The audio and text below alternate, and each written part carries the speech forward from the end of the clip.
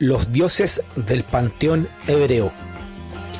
La religión semítica occidental reconocía un panteón de 72 dioses llamados los Elohim.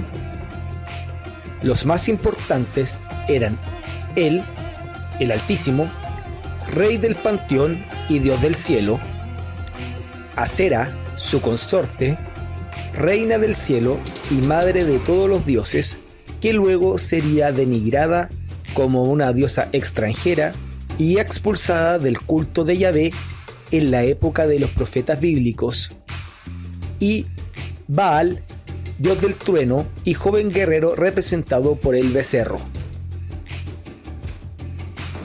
Estas deidades eran adoradas por los fenicios, los cananeos, los filisteos y los hebreos tempranos. Más tarde, estos Elohim se convertirían en los Elohim de la Biblia tras ser monoteizados por el sacerdocio hebreo en el exilio. Los Elohim, como veremos en esta lección, son el equivalente hebreo de los Anunnaki, pues son idénticos. Así que las entidades divinas conocidas como Elohim, plural de El o Eloah, que significa Dios, que aparecen en el Génesis y que dijeron: hagamos al hombre a nuestra imagen y semejanza, en realidad son los mismos Anunnakis, solo que en esta vez en su forma semítica. Recordemos que a diferencia de los hebreos, cananeos, asirios, babilonios y acadios, que formaban la cultura semítica, los sumerios hablaban un idioma totalmente distinto a las lenguas semíticas y por lo tanto utilizaban distintos términos para referirse a los dioses. El término Elohim o Ha-Elohim es una palabra hebrea utilizada en la literatura judía que significa dioses y que es el plural de El o Eloah, que es traducido como Dios. Esta última es utilizada en la Biblia hebrea Tanaj para referirse a Yahvé.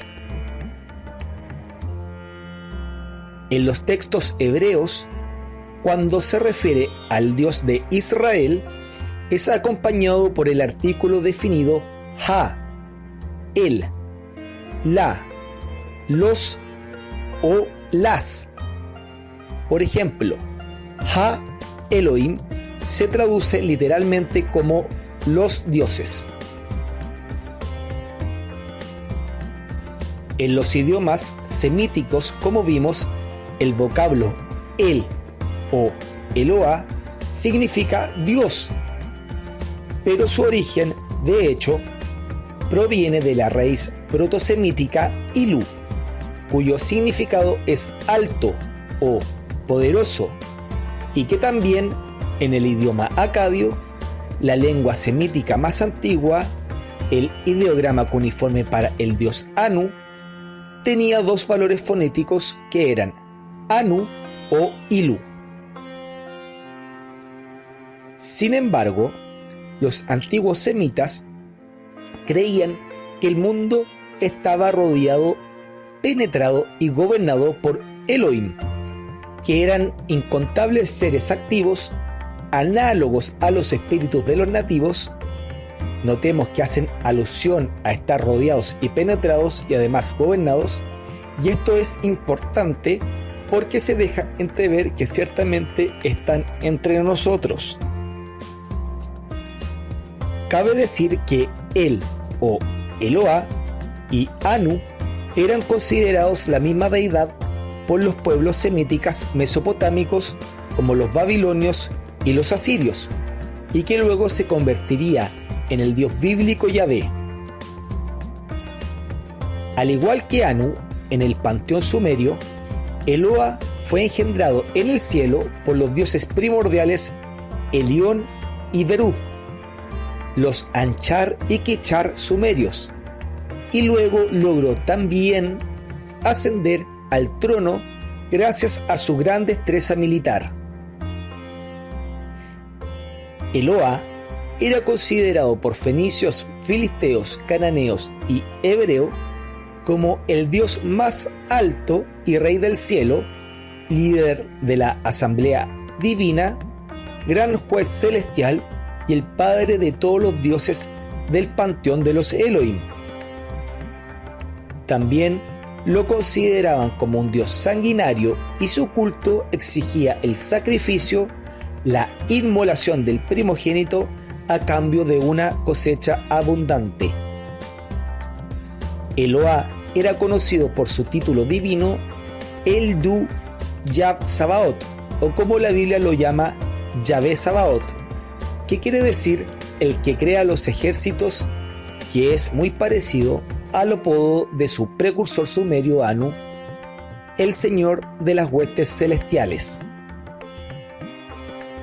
Otro epíteto de Eloa era Ab-Shnom, o Padre de los años, una descripción cuya variante hebrea más tarde aparecería como anciano de días en el libro de Daniel y como Dios grande cuyos años son incontables en el libro de Job.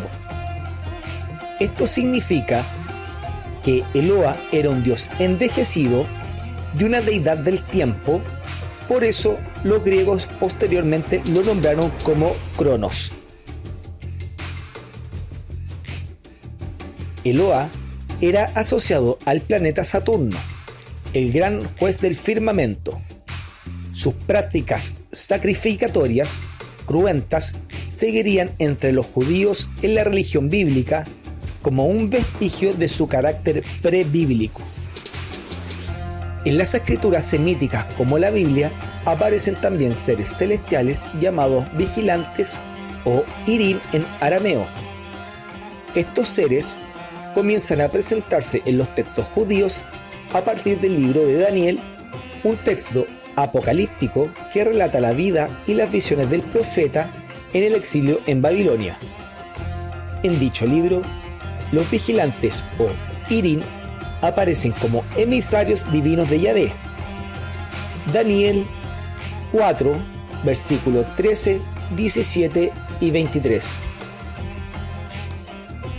En los siglos posteriores, estos seres protagonizan la literatura apocalíptica del judaísmo representados como ángeles.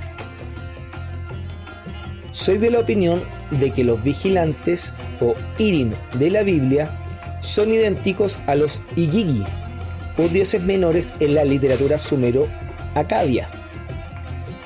Primero, Irim e Igigi tienen esencialmente el mismo significado, vale decir, ambos términos equivalen a el que vigila.